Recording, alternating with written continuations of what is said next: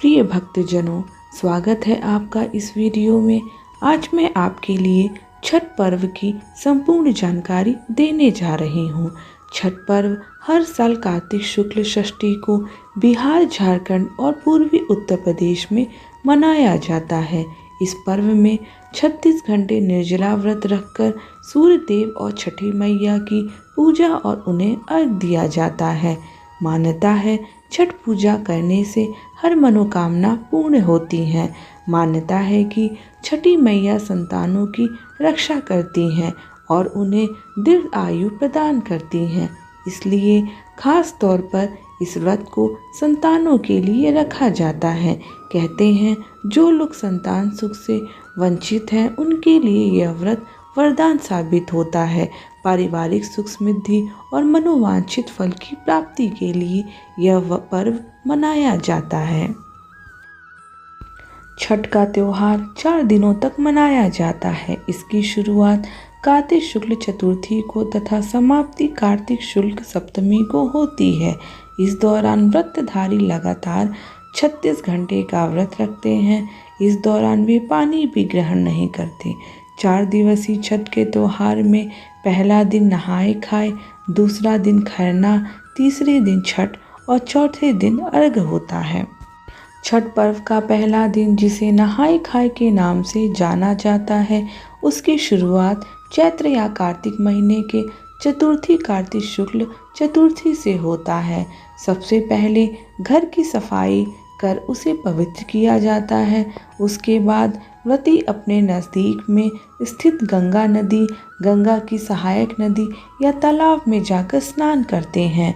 व्रती इस दिन नाखून वगैरह को अच्छी तरह काटकर स्वच्छ जल से अच्छी तरह बालों को धोते हुए स्नान करते हैं। लौटते समय वो अपने साथ गंगा जल लेकर आते हैं, जिसका उपयोग वे खाना बनाने में करते हैं। वे अपने घर के आसपास को साफ सुथरा रखते हैं। व्रती इस दिन सिर्फ एक बार ही खाना खाते हैं। खाना में व्रती कद्दू की सब्जी, मूंग चना दाल, चावल का उपयोग करते हैं। तली हुई पूरियाँ, पराठे, सब्जियाँ आदि वर्जित हैं। यह खाना कांसे या मिट्टी के बर्तन में पकाया जाता है।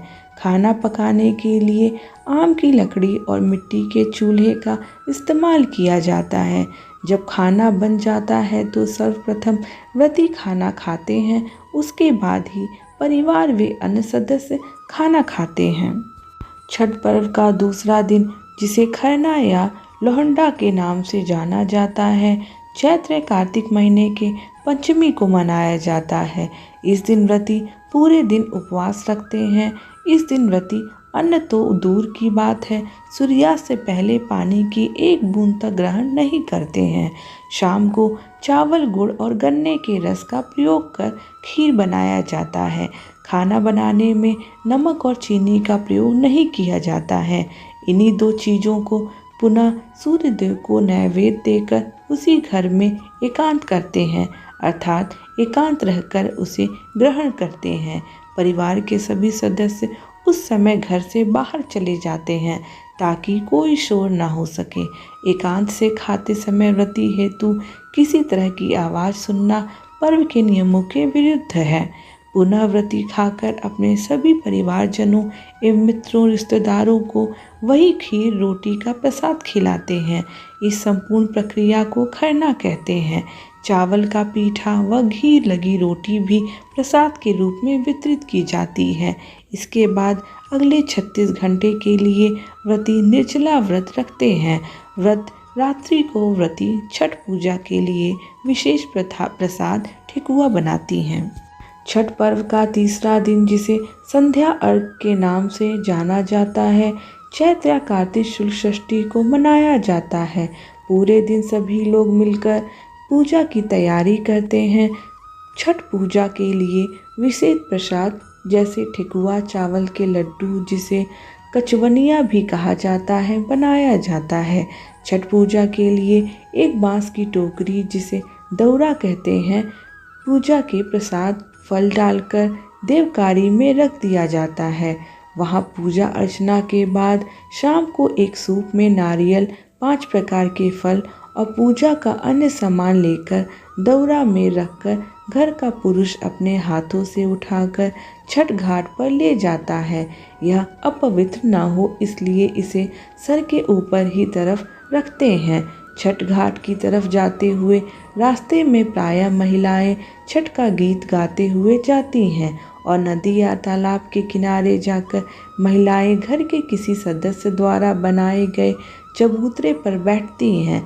नदी से मिट्टी निकालकर छठ माता का जो चौरा बना रहता है उस पर पूजा का सारा सामान रखकर नारियल चढ़ाते हैं और दीप जलाते हैं। सूर्यास्त से कुछ समय पहले सूर्य देव की पूजा का सारा सामान लेकर घुटने पर पानी में जाकर खड़े हो जाते हैं और डूबते हुए सूर्य देव को अर्घ देकर 5 बार परिक्रमा करते हैं। सामग्रियों में व्रतियों द्वारा स्वनिर्मित गेहूं के आटे से निर्मित ठेकुआ सम्मिलित होता है। यह ठेकुआ इसलिए कहलाता है क्योंकि इसे काट के एक विशेष प्रकार के डिजाइनरदार फर्म पर आटे की लुगदी को ठोककर बनाया जाता है। उपरोक्त पकवान के अतिरिक्त कार्तिक मास में खेतों में उपजे सभी नए कंदमूल, फल सब्जी, मसाले व अन्न आदि तथा गन्ना, ओल, हल्दी, नारियल, नींबू, पके केले आदि चढ़ाए जाते हैं। ये सभी वस्तुएं साबुत ही अर्पित होते हैं। इसके अतिरिक्त दीप जलाने हेतु नए दीपक, नई बत्तियां व घी के घाट पर दीपक जलाते हैं। इससे सबसे महत्वपूर्ण अन्न जो है वह है कुसही केराव के दाने, जो टोकरे में लाए तो जाते हैं पर संध्या अर्घ में सूरज देव को अर्पित नहीं किए जाते। इन्हें टोकरे में कल सुबह उगे सूरज को अर्पण करते हेतु सुरक्षित रख दिया जाता है। बहुत सारे लोग घाट पर रात भर ठहरते हैं, वहीं कुछ लोग छठ का गीत गाते हुए सारा सामान लेकर घर चले जाते हैं और उसे देवकरी में रख देते हैं। चौथे दिन कार्तिक शुक्ल सप्तमी की सुबह उगते सूर्य को अर्घ दिया जाता है। सूर्योदय से पहले ही व्रती लोग घाट पर उगते सूर्य देव की पूजा हेतु पहुंच जाते हैं और शाम की ही तरह उनके परिजन उपस्थित रहते हैं।